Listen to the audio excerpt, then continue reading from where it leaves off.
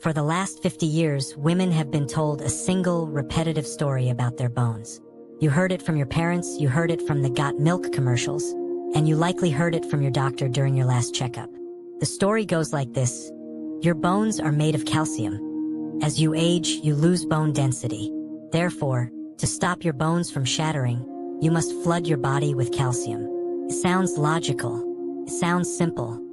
And millions of women over 60 have followed this advice religiously, taking massive calcium carbonate pills every single morning. But if this advice is correct, why are osteoporosis rates in Western countries, where calcium consumption is the highest in the world, still skyrocketing? Why are women who drink 3 glasses of milk a day still breaking their hips at age 70? We are a team of orthopedic specialists and metabolic researchers who have analyzed the mineral composition of the aging female body. And the data points to a frightening reality. For women over 60, taking calcium without the proper instruction manual is not just useless, it is dangerous.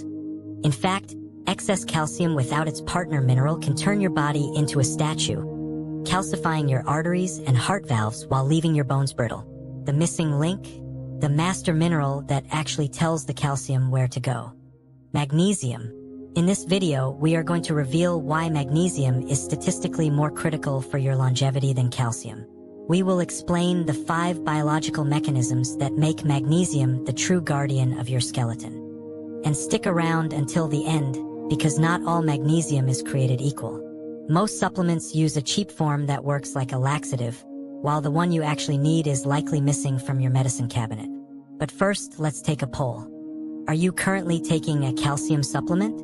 Yes or no? Let us know in the comments. Your answer might explain the joint stiffness you've been feeling lately. Reason number 5.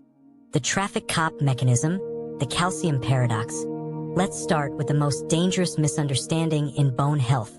We call it the calcium paradox. You assume that when you swallow a calcium pill, that calcium goes straight to your bones to patch up the holes.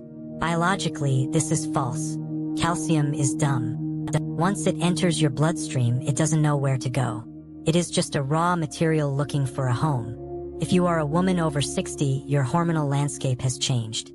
Your estrogen, which used to help protect your bones, is lower.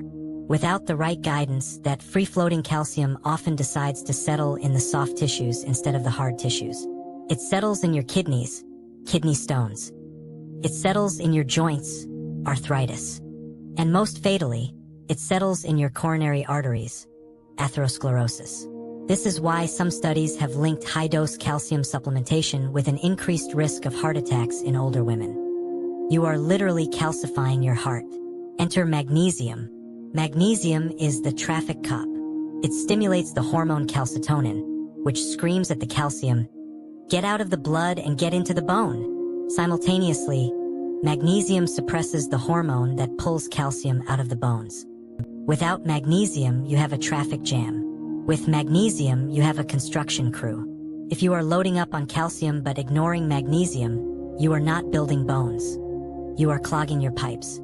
Reason number 4, the brittle chalk factor, structural integrity. Number 4 is about the quality of your bone, not just the density. We are obsessed with bone density scans, DEXA scans.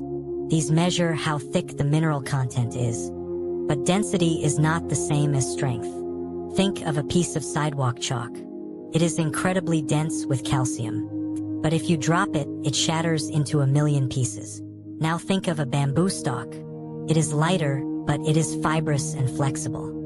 If you drop it, it bounces. Calcium provides the hardness. Magnesium provides the flexibility. Your bones have a structural matrix. Magnesium is responsible for the flexibility of that matrix. It allows the bone to absorb the shock of a stumble or a fall without snapping. In women over 60, we see many patients with high bone density who still suffer fractures. Why? Because their bones are brittle hard. They are all calcium, no magnesium. They have turned their skeleton into chalk. A study published in the Journal of Nutritional Medicine found that increasing magnesium intake directly correlated with increased bone mineral density and reduced fracture risk. You want bones that can handle the impact of daily life, not just bones that look good on an X-ray. Reason number 3, the activator. The vitamin D connection. Number 3 is a biochemical secret that your doctor likely forgot to mention. You probably take vitamin D3. You know that vitamin D is essential for absorbing calcium. This is correct. But here is the catch. Vitamin D is biologically inert when you swallow it. It is useless. It has to travel to your liver and kidneys to be converted into its active form, calcitriol, before it can do a single thing for your bones. Guess what enzyme is required to make that conversion happen? Magnesium. It is a magnesium-dependent process.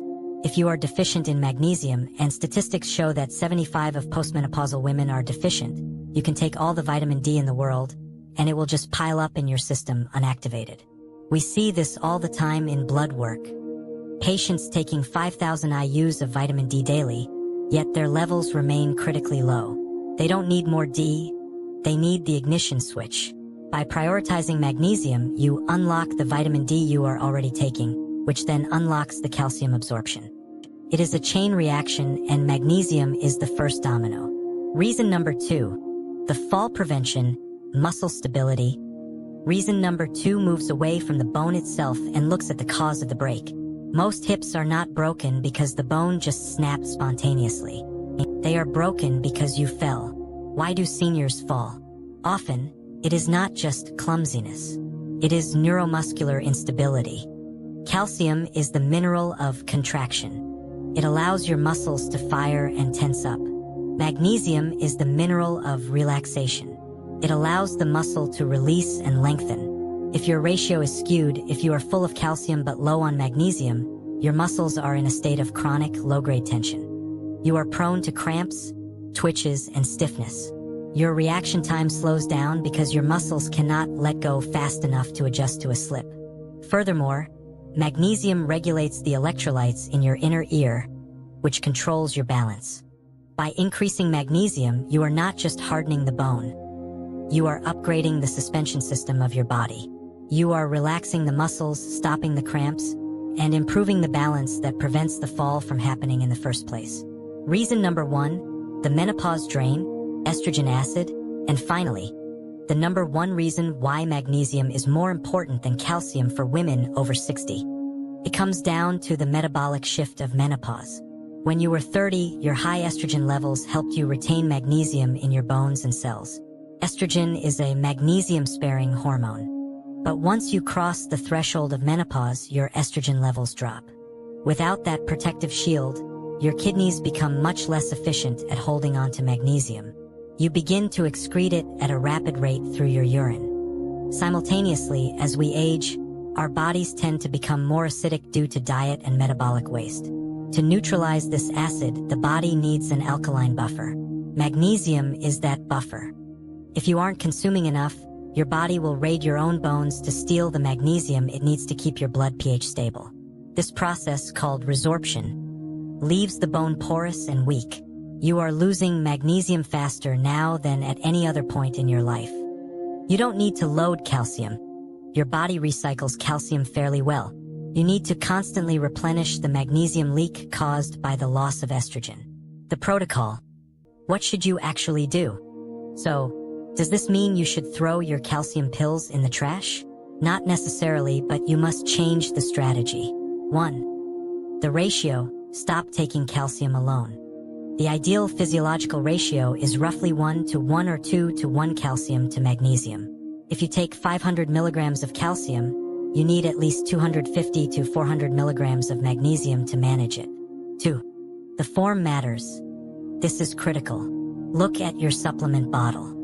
If it says magnesium oxide, throw it away. That is essentially chalk. It has a 4 absorption rate and will just give you diarrhea. Magnesium glycinate. This is the gold standard for seniors. It is bound to glycine, an amino acid that relaxes muscles and helps sleep. It is gentle on the stomach. Magnesium citrate. Good if you struggle with constipation, but can be harsh. Magnesium threonate. The only form that crosses the blood-brain barrier to help with memory. 3. The food first rule. The best magnesium doesn't come in a pill. It comes in a package designed by nature. Pumpkin seeds, the highest source. Dark chocolate, 70 plus, a delicious medicine. Spinach and Swiss chard. Green blood is green because of magnesium, chlorophyll. The challenge? We challenge you to check your labels tonight. If you are taking a bone health supplement that has 1,000 milligrams of calcium and only 50 milligrams of magnesium, you might be doing more harm than good. Your bones are living tissue, not concrete pillars. Give them the traffic cop they need to stay strong, flexible, and healthy. If you found this deep dive helpful, hit the like button. It helps us fight the outdated medical advice that keeps seniors vulnerable. And subscribe to the channel. In our next video, we're exposing the 3 breakfast foods that spike inflammation by noon. Stay strong, stay balanced, and protect your bones.